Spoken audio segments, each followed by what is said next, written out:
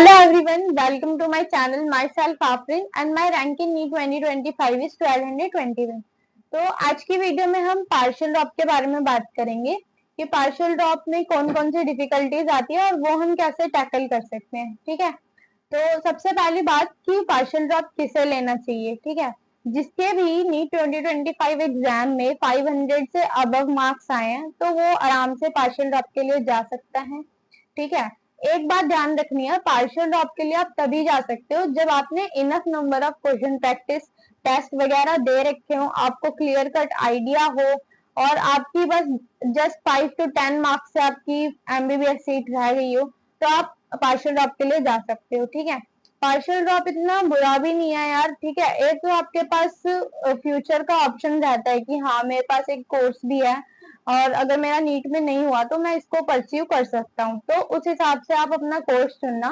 मैंने जो है लास्ट ईयर बीएएमएस में एडमिशन लिया था दिल्ली के आयुर्वेदिक एंड यूनानी तिब्बिया कॉलेज में। ठीक है, तो पार्शियल ड्रॉप के लिए आपको एक तो बात यही ध्यान रखनी है कि आपने सब कुछ कर रखा हो, आपके पास नोट्स वगैरह सब कुछ हो, तभी आप पार्शियल ड्रॉप के लिए जाना। ठीक है, दूसरी बात आपको ये ध्यान रखनी है कि आपको कॉलेज बहुत अच्छे से अपना चुनना है। ठीक है, बहुत सारे कॉलेजेस में बॉन्ड होता है बहुत सारा।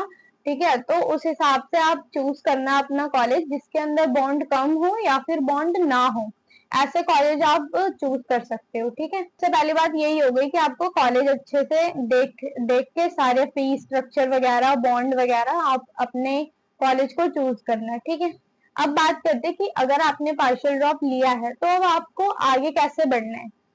देखो, मेरी लास्ट ईयर जो है नवंबर से क्लासेस स्टार्ट हुई थी और मैंने उससे पहले एक भी वर्ड नहीं पढ़ा था नीट के लिए, क्योंकि मैंने सोचा ही नहीं था कि मेरे को नीट दोबारा देना भी है।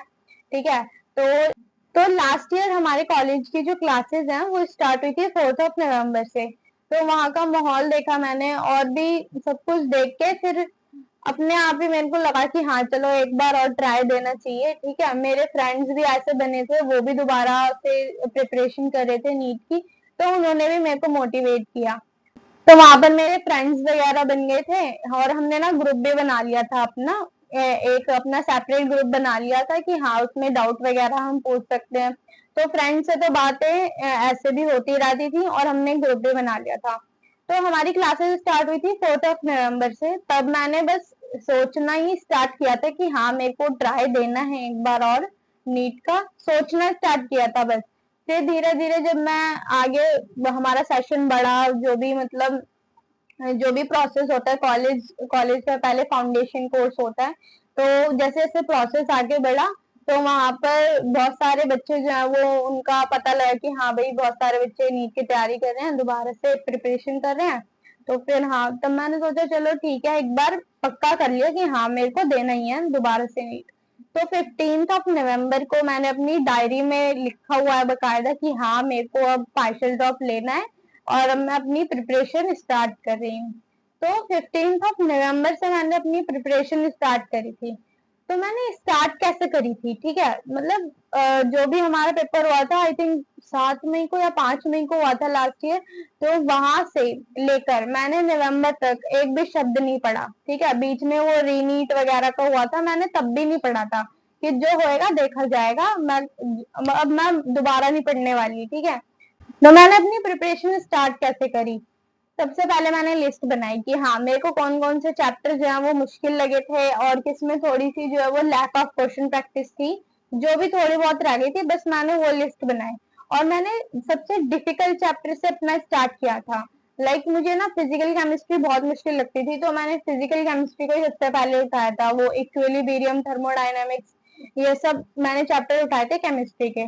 और फिजिक्स का मेरे को सबसे मुश्किल 11th का फर्स्ट पार्ट मैकेनिक्स से लगता था, उसके सवाल मेरे से सॉल्व ही नहीं होते थे, मतलब सॉल्व मैं बहुत ज्यादा मेरे को क्वेश्चन प्रैक्टिस करनी थी उनकी। तो इस बार मैंने सोचा था कि हाँ ऐसे करना है मेरे को, तो मैंने लिस्ट बनाई प्रॉपर, जो भी मेरे डिफिकल्ट चैप्टर थे उनको मैंने लिख लिया, फिजिक्स का, केमिस्ट्री का, बायो का, तीनों का लिख लिया।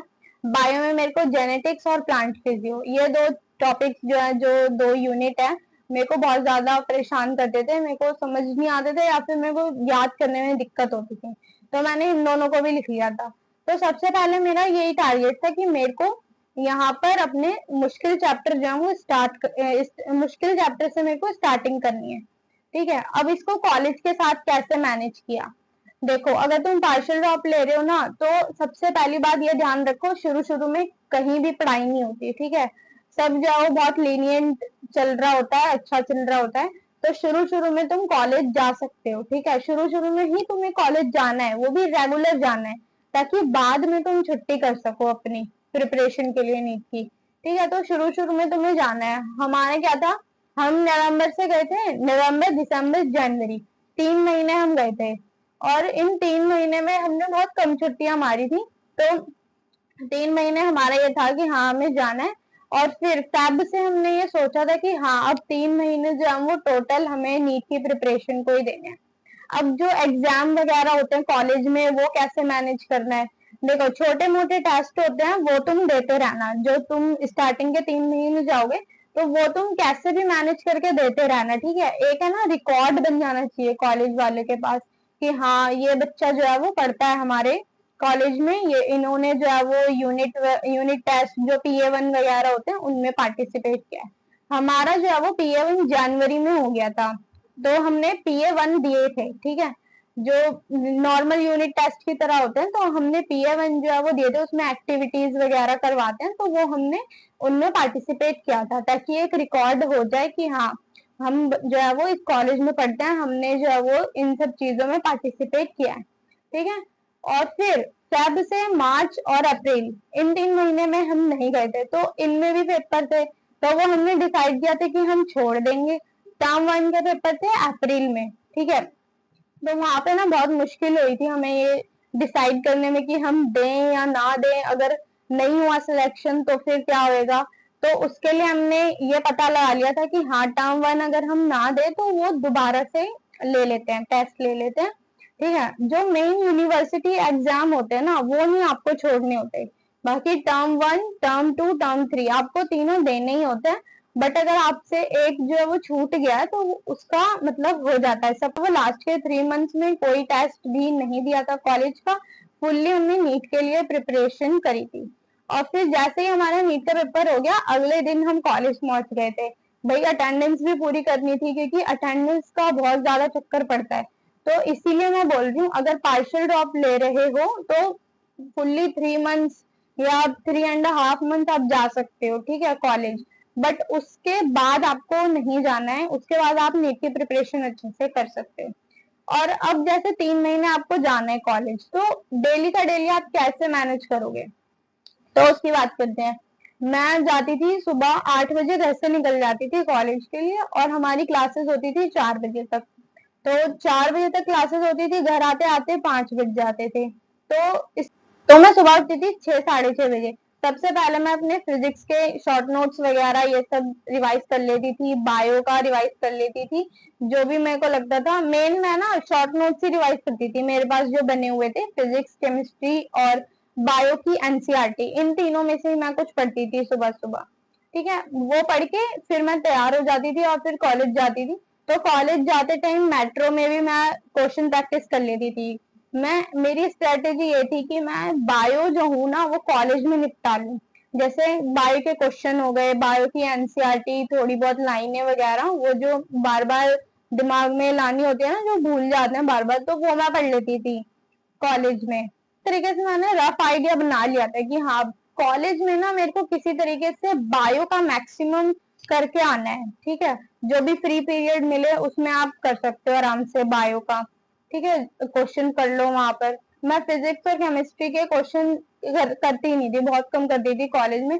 बस मैं रिवाइज करती थी, जैसे शॉर्ट नोट्स ले जाती थी अपने फिजिक्स के भी केमिस्ट्री के भी, तो मैं वही रिवाइज करती रहती थी, वही लिख लिख के रिवाइज करती रहती थी कि हाँ फॉर्मूले वगैरह तो कम से कम याद ही हो जाए। तो कॉलेज में मैं वो करती थी। और जो मेन वर्क होता है ना क्वेश्चन प्रैक्टिस वगैरह, वो सब मैं घर पे आके करती थी, फिजिक्स और केमिस्ट्री इन दोनों का। और जो भी थोड़ा बहुत एक्स्ट्रा पढ़ना होता है, लेक्चर वगैरह के पीडीएफ मैं देख लेती थी, उनमें से क्वेश्चन कर लेती थी, तो वो सब मैं घर पे करती थी। तो ये आप क्लियर कट ये आइडिया रखना कि आपको ना कॉलेज में बायो का मैक्सिमम निपटा के आना है, ठीक है। और घर पे आके जो है वो फिजिक्स केमिस्ट्री करनी है, इस तरीके से आपको करना है।